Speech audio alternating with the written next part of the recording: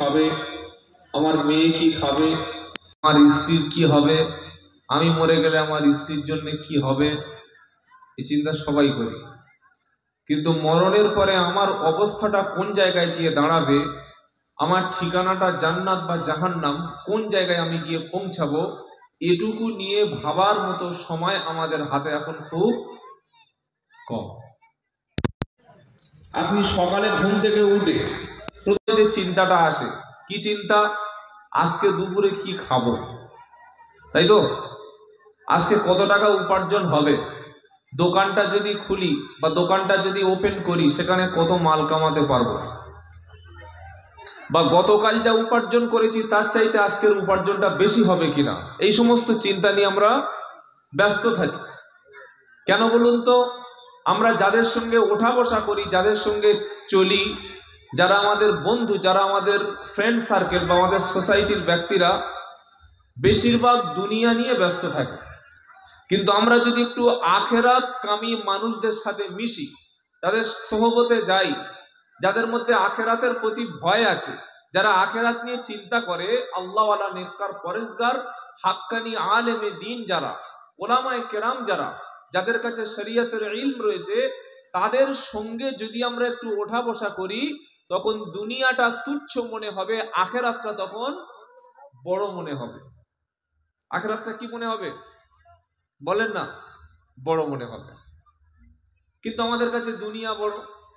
এক এক নামাজ কাজা হয়ে গেলে অত কষ্ট হয় না, কিন্তু যদি 100 টাকা কোনোদিন ব্যবসায় লস খেয়ে যাই, ইস, 100 টাকা লস হয়ে গেল, কি বলবো, কি হয় না, হয় না বলেন না? নিজের জিন্দেগি থেকে কত রমজান কাজা হয়ে গেল, রোজা কাজা হয়ে গেল, রোজা মিস হয়ে গেল, ছুটে গেল, এ নিয়ে ভাবি না?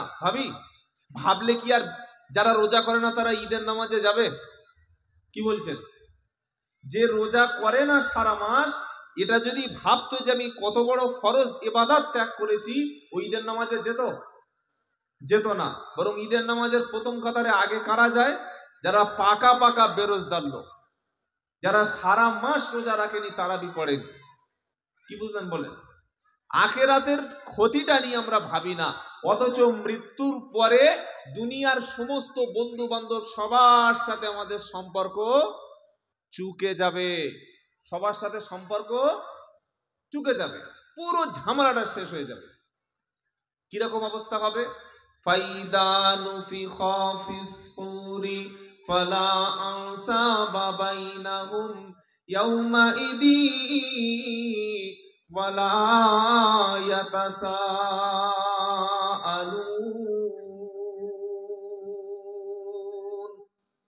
কিরকম পরিস্থিতি, সিচুয়েশন হবে?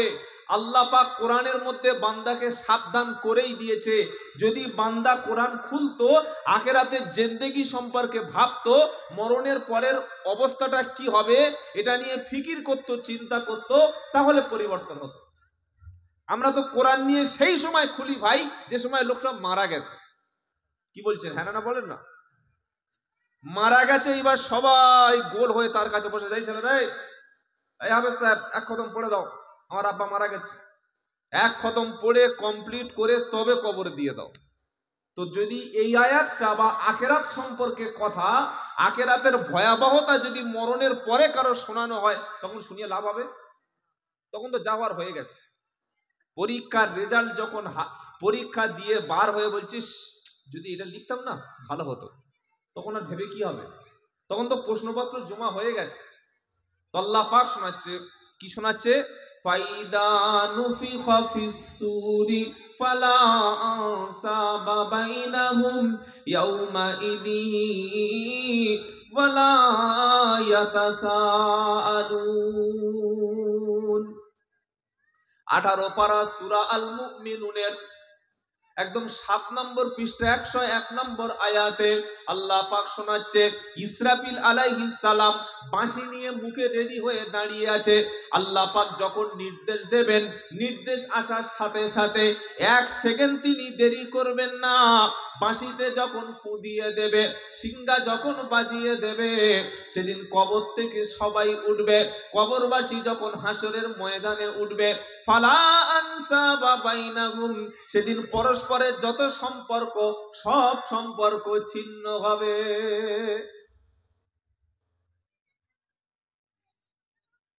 স্ত্রী সেদিন বলবে, দুনিয়াতে স্বামী বলতে কেউ ছিল না। স্বামী মুখের কাছে গিয়ে বলবে, দেখ না আমি স্বামী নয়। বলে, তুমি স্বামী কোথা তো পরিচয় করে চিনতে পারছি না। স্বামী তার স্ত্রীকে বলবে, তুমি আমার বিবি না। বাচ্চা তার বাপের মুখের দিকে তাকিয়ে দেখবে, দেখবে আর বলবে, এটা আমার বাপ না। আজকে কেউ কারোর কোনো জিজ্ঞাসা করবে না। ইয়াউমা ইদি ওয়ালা ইয়াতাসাআলুন, সেদিন কেউ কারোর কোনো খোঁজ খবর নেবে না। কেমন আছো আব্বা, কেমন আছো শ্বশুর, ভাই কেমন আছো, বাবা কেমন আছো, জামাই কেমন আছো, বন্ধু কেমন আছো, কেউ কারোর জিজ্ঞাসাবাদ করবে না। জিজ্ঞাসা করার কোনো সুযোগ সেদিন লান তানফাআকুম আরহামুকুম ওয়ালা আওলাদুকুম ইয়াউমাল কিয়ামাহ। 28 পারা সূরা মুমতাহিনার 3 নম্বর আয়াতে লান তানফাআকুম আরহামুকুম ওয়ালা আওলাদুকুম ইয়াউমাল কিয়ামাহ। আল্লাহ পাক শোনাচ্ছে আখিরাতের জিন্দেগিটা কেমন হবে। সেদিন নিকট আত্মীয়, বন্ধু বান্ধব, আত্মীয় স্বজন সেদিন কোনো উপকারও করতে পারবে না। সেদিন সন্তান সন্তানাদি তোমার কোনো কাজে আসবে না। প্রত্যেকের অবস্থান নিয়ে চিন্তা করবে, কেউ কারোর ভাবার মতো সময় হাতে থাকবে না। সবাই ভাববে আমারটা কি হবে। দুনিয়ায় কি ভাবি বলুন তো? ছেলেরটা কি হবে, মেয়ের কি হবে, বিবির কি হবে, বাচ্চার কি হবে, আমার জমি জায়গা কত হবে, আমার ব্যাংকের সম্পত্তিটা কত বাড়বে, আমার গাড়ি বাড়ি স্ট্যাটাসটা কত হবে। এটা দুনিয়ার ভাবনা। আর আখিরাতের ভাবনা কি? নিজেরটা কি হবে, আমারটা কি হবে, আর ভাবার কোনো অবকাশ নাই। জাহান্নাম যখন সামনে হাজির করানো হবে, নিকটের যত বন্ধু, সব বন্ধু ছুটে পালিয়ে চলে যাবে। ও আনদিরহুম ইয়াউমাল আজিফাতি ইদিল কুলুবু লাদাল হানাজিরি কাযিমিন মালিল যালিমিন মিন হামিমিন ওয়ালা শাফিউতা। কি সুন্দর করে আল্লাহ পাক জমিনের এই দুনিয়ার মানুষদেরকে আল্লাহ পাক বোঝাচ্ছে, শোনো, তুমি কাদের পিছনে সময় দিচ্ছ, তুমি কাদের জন্য ছুটছো, এরা একটাও আখিরাতে কাজে লাগবে না যদি তোমার নিজের আখিরাত নিজেই তৈরি না করে যাও।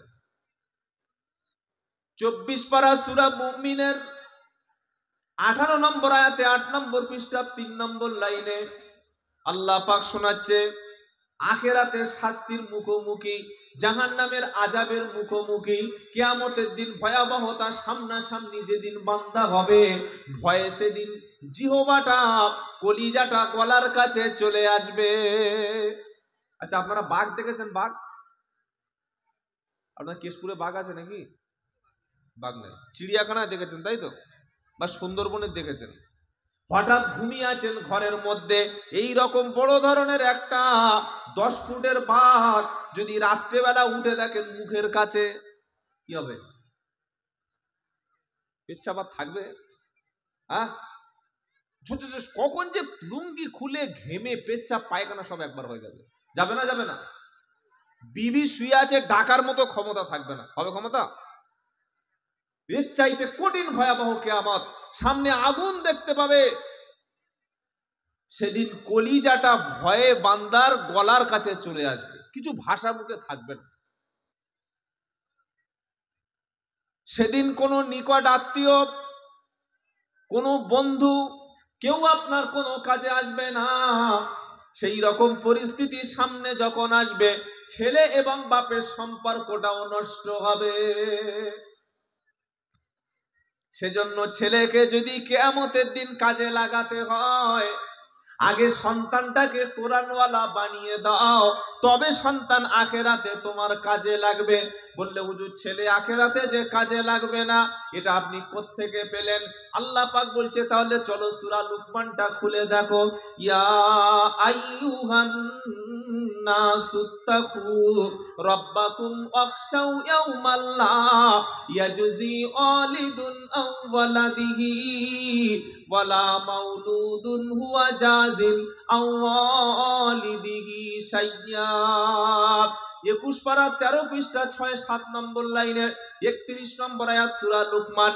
ইয়া আইয়ুহান নাস, সমস্ত মানুষদেরকে আল্লাহ উদ্দেশ্য করে বলছে ইয়া আইয়ুহান নাস উত্তাকু রাব্বাকুম, হে বিশ্বের মানুষেরা তোমরা আল্লাহকে ভয় করো।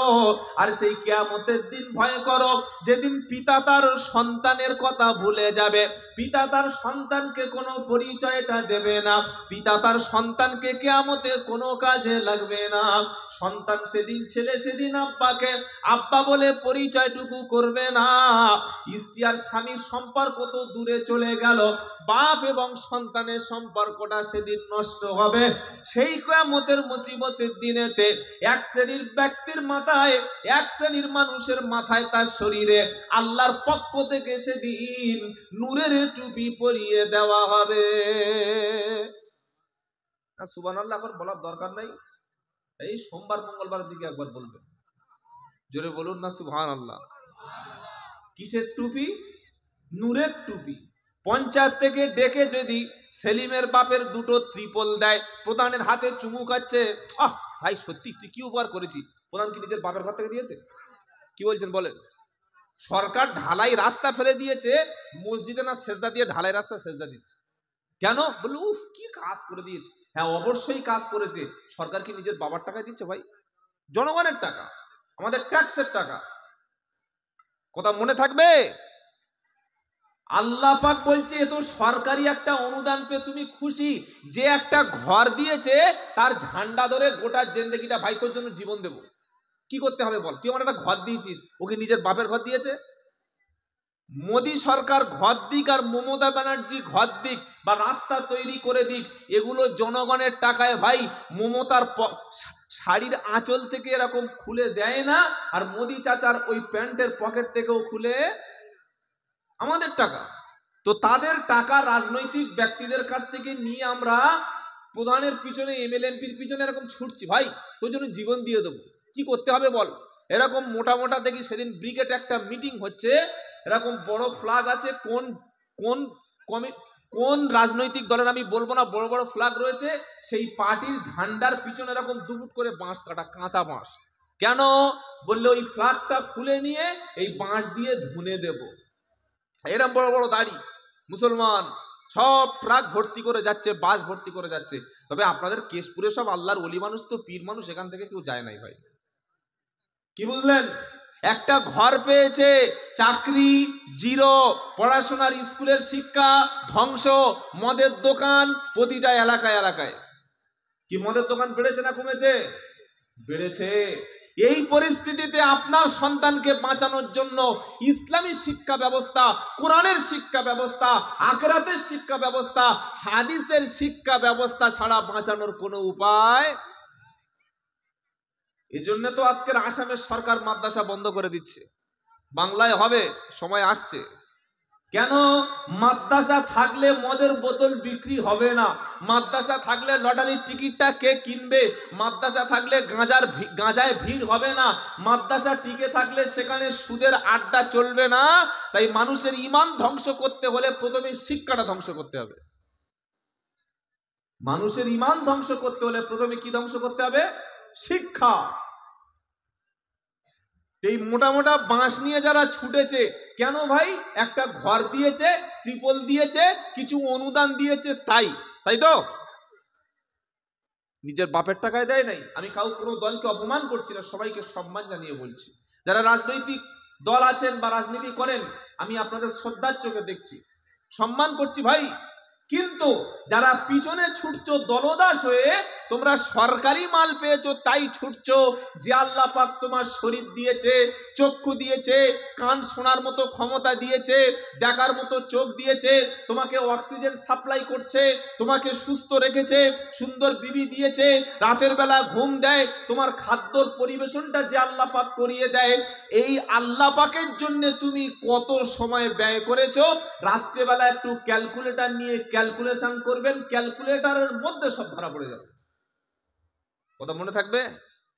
সম্পর্ক যেদিন কিয়ামতের দিন ছিন্ন হবে, সেদিন এক শ্রেণীর ব্যক্তির মাথায় নূরের টুপিটা পরিধান হবে। কেশপুরের লোক, এটা নবাসন তো, মুখবাসানের লোক জিজ্ঞাসা করবে, আল্লাহ এরা কোন দলের লোক? এরা কি চিস্তিয়া, কাদরিয়া, এরা কি ফুরফুরা, তাবলিগ, বেরিলি না দেওবন্দি, হানাফি না শাফি না কোন দলের? আল্লাহ পাক বলবে এদের কোনো দল নাই, কোনো পরিচয় নাই, একটাই দল ছিল, সেই দলটারও নাম হলো কোরআনের দল। সেই দলটার নাম হলো মাদ্রাসা ওয়ালা, সেই দলটার নাম হলো আলেম ওলামা, যারা নিজের সন্তানকে ইসলামকে ভালোবেসে, কোরআনকে ভালোবেসে জাহান্নামের আযাব থেকে বাঁচানোর জন্য সন্তানের দিলের মধ্যে, সিনার মধ্যে কোরআন দিয়েছিল। আমি আল্লাহ তাদের মাথায় টুপি পরিয়েছি। এই হাসরের ময়দানে টুপি পেয়েছে, সম্মান পেয়েছে যারা আলেম, হাফেজ, ইমাম সাহেবের মাতা পিতা ছিল যারা। কথা মনে থাকবে ভাই? দুনিয়ার মানুষ আলেমদের সম্মান করবে না। এই জাতি আলেমদেরকে 4 পয়সা দাম দেয় না। দাম যদি দিত তাহলে মসজিদের ইমাম সাহেবের বেতন সবচাইতে বেশি হতো। কালকের একটা ছবি আমাকে একজন ফেসবুকে শেয়ার করলো, দেখালো ইমাম সাহেব শুয়ে আছে ছোট্ট একটা ঘরে, 4 ফুট বাই 6 ফুট একটা ছোট তক্তাবোস। আপনার কাছে কি বলেন? তক্তাবোস বোঝেন না? এরকম নরম 2 ইঞ্চি একটা গদি আর একটা বালিশ, বালিশটা ইট মার্কা, আর সিঁড়িটা হচ্ছে সেই ঘোরানো সিঁড়ি, মানে 3 থাকের সিঁড়ি। প্রত্যেকটা মুসাল্লি দুতলায় ওঠে, ইমাম সাহেবের বুকের উপর দিয়ে হেঁটে হেঁটে কি সুন্দর করে আদবের সঙ্গে ওঠে। অধিকাংশ ইমামদের থাকার জায়গা এখনো সিঁড়ির তলায়। এই জাতি ইমামের সম্মান এই দিচ্ছে, রাগ করবেন না। এই জাতি এখনো ইমামের মর্যাদা বুঝতে পারে নাই। পারলে কখনো ইমাম সাহেবের সঙ্গে খারাপ আচরণ করতো না। অনেক ইমাম সাহেবও আছে হক কথা বলতে পারে না। আমি সেদিন হুগলি জেলায় একটা প্রোগ্রামে গিয়ে দেখি আমাদের 24 পরগনার একটা ছেলে ওখানে ইমামতি করছে, 16 বছর। আর মসজিদের 100 মিটারের মধ্যে একটা ভণ্ড বাবার মাজার আছে, সেই মাজারের ধুলো মেয়েরা মুখ মাখছে যেন ফেস ওয়াশ মাখে। ওই দেখো, বলুন তো ভাই, মেয়েদেরকে কবর জিয়ারত করা শরীয়তের নির্দেশ আছে কিনা? যারা চুপচাপ আছেন, বউদেরকে কবরে পাঠান নাকি? কি বলছেন? আপনার স্ত্রী মারা গেলে, কোন স্বামী মারা গেলে মেয়েরা কবর জিয়ারত, কবর মাটি দেওয়া জানাজায় যায়? যায় না। বাপ মারা গেলে মেয়েরা কবরে মাটি দেয়? দেয় না। ভাই মারা গেলে কোন নারী তার ভাইয়ের কবরে দুমুঠো মাটি দিয়ে জিয়ারত করে? করে না। ভাইয়ের কবরে যাওয়া যদি না যায়, বাপের কবরে যদি না যাওয়া যায়, স্বামীর কবরে যদি না যাওয়া যায়, কোন ভণ্ড বাবা কি পড়ে আছে? একটা ঢিবি, একটা তালতলা, একটা নারকেল তলা, একটা রথতলা, বেলতলা দেখে তুমি ঢুপ করে সেজদা দিলে কেন? তুমি গেলে কেন সেখানে? ইমাম সাহেব বললে, হুজুর রাত 9টার সময় এসে নামাজ পড়ে খেয়ে মেসওয়াক করছি, একটা 18 বছরের ইয়ং মেয়ে এসে দেখি মাজারে শুচ্ছে। আমি বললাম কেন? আল্লাহর কসম, এই হুগলি জেলার কথা বলছি, খানাকুল থানা। কালকের আমার সঙ্গে চলুন দেখাচ্ছি। আমি বললাম কেন ভাই? বললো এই মেয়ে ছেলেটা মান্নত করেছে, ওর পেটের যন্ত্রণা 3 দিন কবরে শুলে নাকি পেটের যন্ত্রণা সেরে যাবে। আমি বললাম ভাই, এখানে কবরস্থানে মাজারের উপরে কি কোনো ইউএসজি মেশিন বসানো আছে নাকি? হ্যাঁ, মাজারে কোনো বড় ডাক্তার, এমবিবিএস ডাক্তার আছে না গাইনোকোলজিস্ট ডাক্তার আছে? আর একটা ইয়ং মেয়ে রাত 9টার সময় কবরস্থানে কি করতে আসলো? আপনি ইমাম, 16 বছর ইমামতি করছেন, আপনার ভূমিকাটা কি? আপনি কেন প্রতিবাদ করলেন না যে যদি কোনো হাক্কানি পীর থাকে সেই পীরের কবর জিয়ারত করব, সম্মান করব, সেজদা দেওয়া, চুমো খাওয়া, ধূপবাতি দেওয়া, আগরবাতি দেওয়া, মুরগি দিয়ে আসা, ছাগল দিয়ে আসা, গরু দিয়ে আসা, কোনো হাক্কানি পীরের দরবারে এগুলো কখনো হয় না। আর যেখানে হয় সেটা কখনো হাক্কানি দরবার না, ছাগল পীরের দরকার নাই, ছাগল দরকার মাদ্রাসায়। ছাগল পীরের দরকার নাই, ছাগল দরকার এতিমদের। মোরগ দরকার নাই পীর সাহেবের, মোরগ দরকার মাদ্রাসার ছোট ছোট এতিম বাচ্চারা। বড় বড় গরু নিয়ে মাজারে দিয়ে আসার, বাবা গরু এনেছি, গরু মাজারের পীরের দরকার নাই, দরকার আছে মাদ্রাসার অনেক এতিম বাচ্চা আছে। আছে না নেই? আছে না? কোথাকার মাল কোথায় যাচ্ছে হিসেব করে দেখেছেন? আল্লাহ ছাড়া অন্য কারণ নামে উৎসর্গকৃত পশু খাওয়া শূকরের মাংস খাওয়ার মতো হারাম। কথা মনে থাকবে ইনশাআল্লাহ। সেজন্য যত ব্যক্তি এখানে এসেছেন, পীরের কবর জিয়ারত করুন, গোনা নাই। পীরের কবরস্থানে গিয়ে পাশে ফকিরদের দান করুন, গোনা নাই। সেখানে আসসালামু আলাইকুম ইয়া হালাল কুবুর বলে চলে আসুন, কোনো পাপ নাই, সওয়াব আছে। কিন্তু ওখানকার ধুলো খেলে, ওখানে স্ত্রীদের পাঠালে, ওখানে মাদেরকে কবরে পাঠালে, ধূপবাতি নিয়ে পাঠালে, ছোট খাটের ঘোড়া নিয়ে পাঠালে, বেঈমান মুশরিক হয়ে জাহান্নামে যাবে। কারণ ঘোড়া দিলে, চাদর দিলে, আগরবাতি মোমবাতি দিলে যদি আল্লাহ খুশি হতেন, তাহলে আল্লাহর নবীর কবরে ঘোড়া নেই কেন? সাহাবাদের কবরে চাদর নেই কেন? সাহাবাদের কবরে সেজদা নেই কেন? সাহাবাদের কবরে কোনো ছাগল ঘুরছে না কেন ভাই? আছে সাহাবাদের কবরের কাছে কোনো ছাগল দেখেছেন? এগুলো সব ধর্মের নামে ব্যবসা। মাজার মানে হলো ব্যবসা, আর ওরস মানে তো আরো বড় ব্যবসা। আমি হাক্কানি পীরদের বিরোধিতা কখনো করি না, কারণ হাক্কানি পীর তিনি সর্বপ্রথম ছিলেন, তার পরিচয় একজন হাক্কানি আলিম। বলুন সুবহানাল্লাহ। হাক্কানি পীর কখনো ভণ্ড হয় না, আর ভণ্ড কখনো পীর হয় না। ছাগল গরু এবার থেকে মায়েরা যারা এসছো শোনো, ছাগল হোক, গরু হোক, মোরগ হোক, মান্নত যদি করতে হয় আল্লাহর নামেই মান্নত করব। আর মান্নতের ছাগল গরু এগুলো খাবে ইয়েতিম, মিসকিন, দুস্থ, অসহায়, এদের খাওয়ালে আমার আল্লাহ পাক খুশি হবে। জোরে বলুন সুবহানাল্লাহ। কেন মাজারে খাওয়াচ্ছ ছাগল আর গরু? সে তোমাকে কি সাহায্য করতে পারে?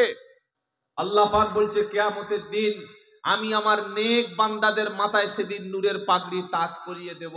তারা কারা? মান করা আল কুরআনা ও আমিলা বিমা ফিহি উলবিসা ওয়ালিদাহু তাজান ইয়াউমাল কিয়ামা। ওরা হচ্ছে তারা যারা কোরআন শিখেছে, যারা কোরআন পড়েছে, কোরআনের উপর আমল করেছে, যারা আলেম এবং হাফেজের আব্বা আম্মা যারা, তাদের মাথায় নূরের পাগড়ি পরিয়ে দেব। সুবহানাল্লাহ বলেন। সেদিন আল্লাহ ছাড়া কোনো আশ্রয় কেউ দেবে না। দেবে? বলেন। ইয়াসআলু আইয়ানা ইয়াউমুল কিয়ামা ফাইদা বারিকাল বাসর ওয়া কাসাফাল কমার ওয়া জুমিআশ শামসু ওয়াল কমার ইয়াকুলুল ইনসানু ইয়াউমা ইদিন আইনাল মাফার কাল্লা লা ওয়াজার ইলা রাব্বিকা ইয়াউমা ইদিনিল মুস্তাকার। এটা 29 পারা সূরা কিয়ামার 6 নম্বর আয়াত থেকে আয়াতগুলো শুরু হচ্ছে। নবীকে জিজ্ঞাসা করা হচ্ছে কিয়ামত সম্পর্কে, পৃথিবীর আর আখিরাতের জিন্দেগি সম্পর্কে। আল্লাহ পাক শোনাচ্ছে, বলো ফাইদা বারিকাল বাসার, কিয়ামতের ভয়াবহতা দেখে চক্ষু সেদিন দাঁড়িয়ে যাবে। ওয়াকাসাফাল কমার, চাঁদের জ্যোতি আছে, জ্যোতি সেদিন থাকবে না। ওয়াজুমিয়া শামসু ওয়াল কমার, যে সূর্যটা পৃথিবীর চাইতে 13 লক্ষ গুণ বড়, যে সূর্যের এত তেজ, এত তেজস্ক্রিয়তা, ওই চাঁদ এবং সূর্য, নক্ষত্র, গ্রহ সবকিছু আমি আল্লাহ একত্রিত করে দেব। ইয়াকুলুল ইনসানু ইয়াউমা ইদিন আইনাল মাফার, মানুষ সেদিন বলবে আজকের কোথায় পালাবো, কোন দিকে যাব, কার দিকে আমি যাব? আল্লাহ পাক বলবে না, আজকের পালানোর মতো কোনো রাস্তা নাই। ইলা রাব্বিকা ইয়াউমা ইদিনিল মুস্তাকার, আজকের একটাই মাত্র জায়গা আশ্রয় দেওয়ার, সেটা হলো আল্লাহর কাছে। আজকের কোনো বাবা নাই, কোনো দাতা নাই, কোনো, জোরে বলেন, আশ্রয় নাই, কোনো থান নাই, আজকের কোনো আস্থানা নাই, আজকের কোনো বটতলা নাই। একটাই জায়গা, সেটা হলো আল্লাহর জায়গা, সেটা হলো আল্লাহর আরশ। আরশে আজিমে আল্লাহ পাক সেদিন বিচার করবেন, আর আরশের তলায় সেদিন 7 শ্রেণীর ব্যক্তিকে আল্লাহ আশ্রয় দেবে। ক শ্রেণীর আশ্রয় নেওয়ার ইচ্ছা আছে ইনশাআল্লাহ? জোরে বলেন। সাত শ্রেণীর মানুষকে আশ্রয় দেবে। সাত শ্রেণীর ব্যক্তি কারা? প্রথম হচ্ছে আল্লাহর নবী বলেন আল ইমামুল আদিল, ন্যায়পরায়ণ বাদশা, ন্যায়পরায়ণ বিচারক, ইনসাফ করে, জাস্টিস, যে যার বিচারটা সঠিকভাবে হয়। কোন দলের লোক বেশি সেদিকে কখনো বিচারের রায় দেয় না, নিরপেক্ষতার সঙ্গে যা বিচার করে এই ব্যক্তি আরশের তলায় ছায়া পাবে। দুই নম্বর ওয়াসাবুন্নাসা ফি ইবাদাতি রাব্বি, ওই যুবকটা যে যুবক বয়স 18 বছর, 16 বছর, 15 বছর, এই সময়টা ফ্রি ফায়ার পাবজি খেলার বয়স, এই সময়টা হিন্দি গান শোনার বয়স, এই সময়টা জিন্সের ফাটা প্যান্ট পরে কানে হেডফোন লাগিয়ে অপরিচিত মেয়ের সঙ্গে ফোনে কথা বলে রাত কাটানোর বয়স, তাই তো নাকি? হানানা বলেন, বিয়ে করতে বললে আমার বিয়ের বয়স হয়েছে, তো বিয়ের বয়স হয়নি, প্রেম করার বয়সটা হলো কি করে? আমার বাড়ির কাছে একটা ছেলে আছে, রে বিয়ে করবি? বলে না হুজুর, খবরদার। আর সারাদিন কানে দোয়া কুনুত করছে, তাই তো? বিয়ে করবে না মানে পরের খাসি, পরের ছাগল থেকে ঠ্যাং ধরে টানছে, কান ধরে টানছে, বলছে কি সুন্দর ছাগল রে, পেট যেমন ছাগলের ঠ্যাং তেমন, ছাগলের মুখ যেমন, কিন্তু যদি বলি জবাই করে খা, কিনে খা, বলছে কিনে খাবো না, বাইরে থেকে মাল খাবে। সেজন্য বর্তমান যুগে আমার টক টাইম শেষ হয়ে গেছে, ওটা চলছে, এটা চলছে, এটা লোক ছেলেরা মসজিদে ঢুকে বলছে আল্লাহ ওই মালটা আমার চাই, আর ব্যবসায়ী বলছে আল্লাহ আজকে আমার ভাগ্যটা খুলে দিও। সারা রাত কেঁদেছে, ফেরেশতারা মাল নিয়ে চলে এসছে, এসে দেখছে মসজিদ ফাঁকা। কখন? ওটা ফজরের সময়। যত রহমত আর বরকত শুরু হয় ফজরে, সারা রাত কেঁদেছে, ফজরের সময় মাল নাই। ফেরেশতারা বলতে যা এনেছিস নে, উপরে চল, এখানে নেয়ার কেউ নাই। যে রাতটা সামনে আসছে, রাতটার নাম হচ্ছে লাইলাতুন নিসফ মিন শাবান। কথা মনে থাকবে? অর্ধ শাবানের রাত। এ রাতটা আমরা বলি ভাগ্যের রাত, আসল শব্দ হচ্ছে এটা মুক্তির রাত। কিসের রাত বলেন? মুক্তি। যার মনের মধ্যে হিংসা বিদ্বেষ নাই, আর যে ব্যক্তি শিরিক করে না, এই দুই, আল্লাহর নবী বললেন এই রাত থেকে আল্লাহ সাধারণ ক্ষমা ঘোষণা করবে। দুই শ্রেণীর ব্যক্তি ক্ষমা পাবে না। এক নম্বর মুশরিক, আল্লাহ ছাড়া অন্য কাউকে মাবুদ মনে করে, অথবা ডাইরেক্ট মাজারে শিরিক করে, সেজদা করে, মাজারে চুমু খায়, চাদর দেয়, গড়াগড়ি খায়, মান্নত করে, এই মাজার পূজারি কিংবা আল্লাহ ছাড়া অন্য কোনো মাবুদ আছে এটা বিশ্বাস করে এই ব্যক্তি। আর মনের মধ্যে যার হিংসা বিদ্বেষ আছে, এই দুই শ্রেণীর ব্যক্তি ছাড়া আল্লাহ তাআলা সবাইকে সাধারণ ক্ষমা ঘোষণা করেন। সুবহানাল্লাহ বলতে ইচ্ছা করে না? তো ক্ষমা যদি পেতে হয় তাহলে আমরা মনের মধ্য থেকে হিংসা দূর করব, বলুন ইনশাআল্লাহ। তবে আপনাদের মুখ দেখে বোঝা যাচ্ছে না যে মনে কারোর হিংসা আছে, সব একদম সাদা চেহারার লোক। আল্লাহ আমাদের অন্তরকে পরিষ্কার করে, বলুন আমিন। অন্তরে যদি ময়লা জমে থাকে, আর দাড়ি সেভ করে কি লাভ হবে ভাই? সাদা পাঞ্জাবি একটু দাগ লেগেছে, বারবার ময়লা পরিষ্কার করে তুলে দাও, জামায় দাগ লাগলে পাঞ্জাবিতে তুলে দিলে, কিন্তু অন্তরের হিংসাটা তুলবে কি করে ভাই বলো? এই অন্তরের হিংসা যদি উঠে যায়, শবে বরাতের রাত্রে আল্লাহ তোমাকে ক্ষমা করে দেবে, বলুন সুবহানাল্লাহ। এই রাতের ফজিলত অনেক। যদি কারোর বাপ মা মারা যায়, পার্সোনাল গিয়ে কবর জিয়ারাত করবেন, সওয়াব আছে না নাই? তবে এই যে দলবদ্ধভাবে যাই, এটা কিন্তু সুন্নাত না। মাদ্রাসায় বড় বড় ওলামা আছে, সাইকুল হাদিস আছে, জিজ্ঞাসা করবেন মুফতি সাহেবদের।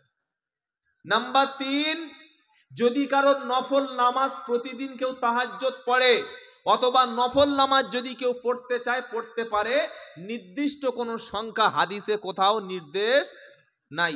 2 রাকাত, 4 রাকাত, 8 রাকাত, 10 রাকাত, যার যেমন নফল নামাজ পড়তে পারে। নফল নামাজের কোনো সংখ্যা নির্ধারণ করা নাই।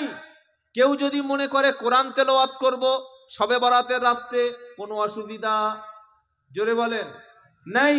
কিন্তু কেউ যদি বলে হালুয়া রুটি খাবো, বলেন হালুয়া রুটি খায় যারা পাকা বেনামাজি, তারা জীবনে বেনামাজি ছাড়া কেউ হালুয়া রুটি খায় না। ও হালুয়া রুটি খেতে খেতে তো রাত 12টা বেজে যাবে, নামাজ পড়বে কবে? কি বুঝলেন বলেন? কথা মনে থাকবে বাবা। এই মুক্তির রাতে মুক্তি পেতে হলে সমস্ত পাপ থেকে নিজেকে কন্ট্রোল করে আল্লাহর কাছে ফিরে আসতে হবে। ফিরে আসবো ইনশাআল্লাহ। আরো একটা কাজ সমাজে শুরু হয়েছে শবে বরাত উপলক্ষে করে, কবরে কবরে বাতি জ্বালায়, মোমবাতি দিয়ে আসে, ঘরের মধ্যে বাতি জ্বালায়, মোমবাতি দেয়, আর বলে রুহু মাইয়েতরা কবর থেকে নাকি উঠে এসে হালুয়া খেয়ে গিয়ে শুয়ে পড়বে। তওবা তওবা আস্তাগফিরুল্লাহ। এই হচ্ছে মুসলমানদের ঈমান। এগুলো করবেন না ইনশাআল্লাহ বলেন। করণীয় কি? বেশি বেশি নফল রোজা। আম্মা জান আয়েশা সিদ্দিকা রাদিয়াল্লাহু তাআলা আনহা তিনি বলেছেন, রমজান মাসের পরে নবীজি সাল্লাল্লাহু আলাইহি ওয়াসাল্লাম সবচাইতে বেশি রোজা যে মাসে রাখতেন, মাসটার নাম হচ্ছে শাবান। এটা প্রস্তুতি, প্রিপারেশন, প্রস্তুতি নেওয়ার মাস, যেহেতু সামনে রমজান। সুবহানাল্লাহ বলেন। বেশি বেশি নফল রোজা, আপনি একটা দুটো তিনটে চারটে পাঁচটা রাখুন, সমস্যা নাই। কিন্তু কেউ যদি বলে যে শবে বরাতের রোজা রাখতেই হবে, না রাখলে পাপ হবে, এরকম কোন নির্দেশ শরিয়াতে নাই। রাখলে সওয়াব, কিন্তু না রাখলে কিন্তু কোনো পাপ নাই। কথা মনে থাকবে বাবা। কবর জিয়ারত সব সময় একা করবেন, এটা সুন্নাত। আমরা তো ইমাম সাহেবকে বলি, ও হুজুর, বলে আমার বাপ মরে গেছে, একটু কবরে চলো। হুজুর মনে করছে আমার বাপ তো জ্যান্ত আছে, আমি গিয়ে কি বলবো? ও গিয়েছে, গিয়াটা দোয়া ধরলো, রেডিমেড দোয়া, 10 মিনিট হালকা একটু কান্নাকাটি করলো, তাতে সবাই খুশি হয়ে মোটামুটি 2-4 পয়সা দিল। এটা ভালো ছিল না নিজে ওলামাদের কাছে বসে কোরআন শিখে, কোরআন না শিখতে পারেন অন্তত কান্নাটা তো শিখে নেওয়ার দরকার ছিল? ছিল না? ছিল না? বলেন না। রব্বানা যালামনা আনফুসানা ওয়া ইল্লাম তাগফির লানা ওয়া তারহামনা লানাকুনান্না মিনাল খাসিরিন। আয় আল্লাহ, আমার পাপকে ক্ষমা করো, গুনাহকে তুমি maaf করো। বাপের জন্য হাত তুলেছি, মায়ের জন্য হাত তুলেছি, আব্বা আম্মার কবরটাকে আযাব মুক্ত করে দাও, কবরে তাদের শান্তি দাও। যদি কোনো সন্তান হোক, ছেলে কিংবা মেয়ে, বাপের জন্য মায়ের জন্য যদি দোয়া করে, এই দোয়ার ওসিলায় আল্লাহ তাআলা বাপ মার কবরের আযাবকে maaf করে দিতে পারে।